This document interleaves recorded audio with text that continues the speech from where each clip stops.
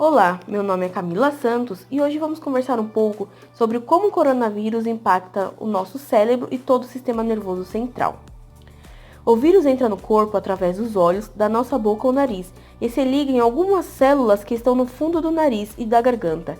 Aí o vírus fica lá e quando alguém infectado espirra, tosse ou fala, contamina outras pessoas com as gotículas que saem do nosso corpo.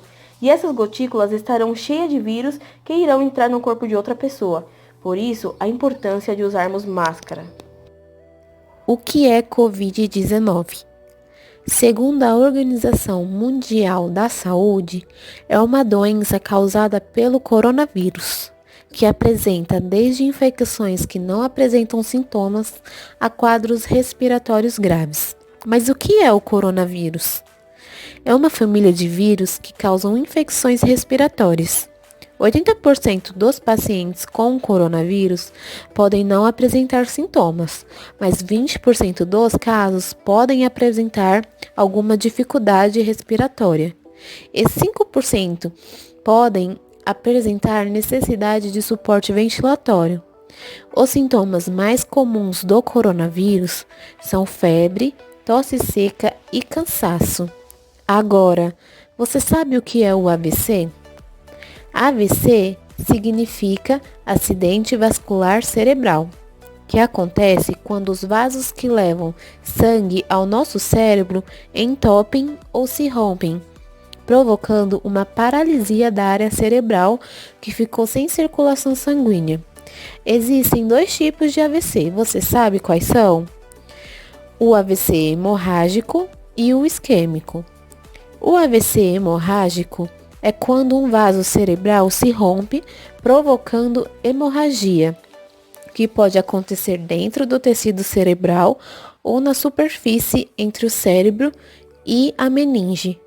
Já o AVC isquêmico é quando ocorre uma obstrução de uma artéria, impedindo a passagem de oxigênio para as células cerebrais, que acabam morrendo. Pode ser causado por uma trombose ou uma embolia. Acompanhe agora uma entrevista com a professora Débora Pedroso Parisi, que vai nos explicar um pouco sobre como é possível o coronavírus causar AVC e como esse vírus afeta o nosso cérebro. Ela é fisioterapeuta e doutora em patologia experimental. Você acha que o coronavírus ele pode causar o AVC? São as características neurológicas, o que a gente tem visto? Está sendo dividido em 3 categorias as manifestações neurológicas. Então, ele pode afetar o sistema nervoso central, ele pode afetar o sistema nervoso periférico e ele afeta a parte musculoesquelética. Então, a gente tem uma estrutura que a gente chama de barreira hematoencefálica, que é o quê? Os vasos sanguíneos na região encefálica, existe uma célula, das células da glia, que é o astrócito, que ele forma os prolongamentos, que a gente chama de pés astrocitários, ele vai envolver todo o vaso sanguíneo. Por algum motivo, o astrócito não está tendo o papel dele, de impedir que o Covid afete o sistema nervoso central. Então, a gente pensa no vírus invadindo por uma via hematogênica, ele consegue ultrapassar a barreira hematoencefálica e atingir, né, a parte neuronal. E a outra hipótese é que o AVC tem aparecido, nos casos de Covid, em pacientes que têm infecção mais grave. Então, os pacientes que estão mais debilitados. E isso independe de ser jovem, adulto, idoso, todas as faixas etárias. Paciente com um quadro de infecção mais grave, eles têm apresentado uma chance maior de manifestações neurológicas. Inclusive, encefalite, mielite, o que é isso? Encefalite é infecção do encéfalo, mielite é infecção na medula, crise convulsiva, dor de cabeça, você tem vários sintomas que indicam a invasão no sistema nervoso central. E uma delas é o AVC.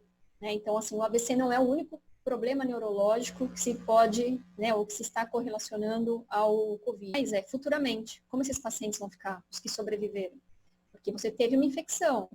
E aí, quando você tem um vírus, você pode ter uma reinfestação, vamos dizer assim, né? Não sei se o nome correto seria esse, mas você ter outros processos de infecção viral mutações virais, e aí vir a ter outros processos, né? Então é muito difícil fazer qualquer previsão no momento. Muitos dos sinais e sintomas que a professora Débora mencionou são encontrados em pacientes graves, com sérios comprometimentos pulmonar e renal. Você está com algum desses sintomas? Dor de cabeça, cefaleia, convulsão, tontura, perda de consciência? Procure um médico imediatamente.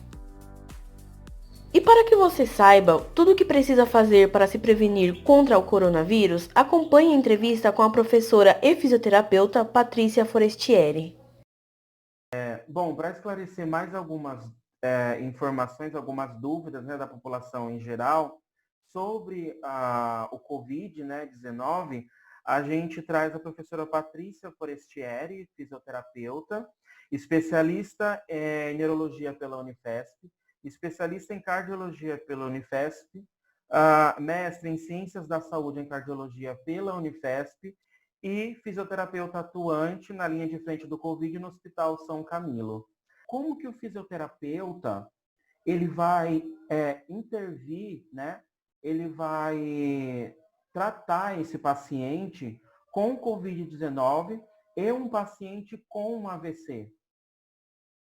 Então, o que a gente tem visto é que o Covid-19 não é uma doença só respiratória, ele também é uma doença que traz alterações cardiocirculatórias, né? Quando esses pacientes têm um AVC, a gente acaba tendo aí como se fosse um reforçamento, né, dessa fraqueza muscular generalizada. A gente tem um desafio muito maior em relação a conseguir ganhar ou manter e ganhar, principalmente, força muscular global e principalmente respiratória, para conseguir tirar esse paciente da ventilação mecânica o quanto antes.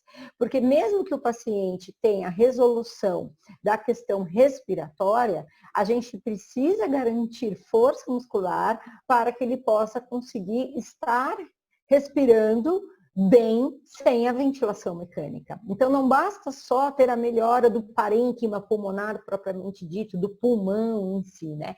Mas os músculos ao redor da caixa torácica, os músculos abdominais, os músculos do tronco, que não só vão auxiliar esse paciente para que depois ele consiga caminhar, sentar numa cama, comer, se trocar, se vestir com independência, são músculos, antes disso, fundamentais para que a gente consiga manter esse paciente respirando bem. Então, é um desafio muito grande, tem sido para nós, fisioterapeutas, trabalhar com a reabilitação desses pacientes, principalmente tentar prevenir ao máximo que essas duas comorbidades tragam tantos prejuízos de força muscular.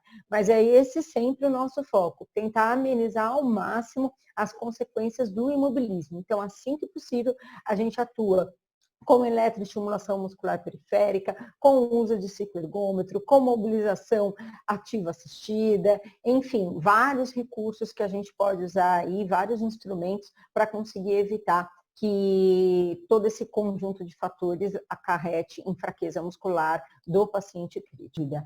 E se proteja, lave as mãos, mantenha distanciamento de pelo menos 2 metros das pessoas, use máscara, cuide da máscara, higienize a máscara e tenha paciência. Muito em breve isso vai passar, aos pouquinhos vamos voltando à vida normal e em pouco tempo já estaremos todos juntos e perto um do outro e principalmente comemorando a sobrevivência, comemorando a saúde.